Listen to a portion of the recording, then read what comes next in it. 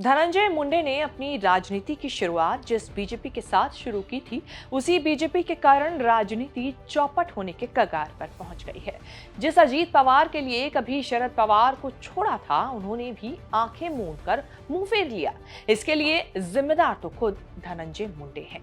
BJP और अजीत पवार का role तो बस इतना है कि उसने धनंजय मुंडे के साथ खड़ा होना मंजूर नहीं किया।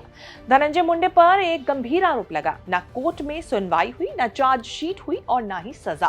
सिर्फ आरोप के कारण धनंजय महाराष्ट्र के ताकतवर मंत्री से बस विधायक बनकर रह गए। आगे न जाने क्या होगा। महाराष्ट्र के सबसे ताकतवर परिवार से होने के बाद भी धनंजय मुंडे अब बेहद कमजोर पिच पर अकेले बैटिंग करने के लिए मजबूर हुए हैं। देश की राजनीति की आज की सबसे चर्चित घटना है खाद्य एवं नागरिक आपूर्ति मंत्री धनंजय मुंडे का इस्तीफा।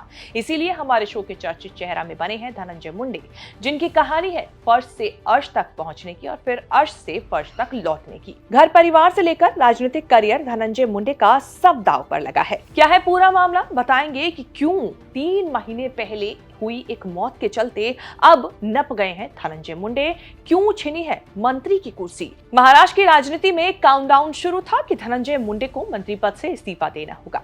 बस दिन तारीख समय तय नहीं था। आज दिन तारीख समय सब आ गया। धनंजय मुंडे मंत्री से पूर्व मंत्री हो गए। अब आगे की लड़ाई खुद लड़नी होगी।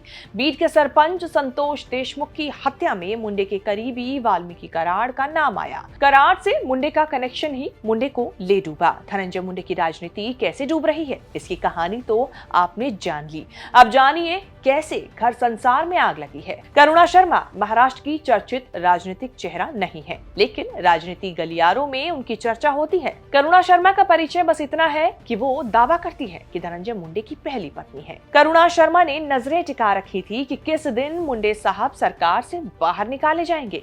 उन्होंने भविष्यवाणी की हुई थी कि 3 मार्च को मुंडे का इस्तीफा हो जाएगा। 3 को ना सही, लेकिन 4 मार्च को इस्तीफा सचमुच हो गया।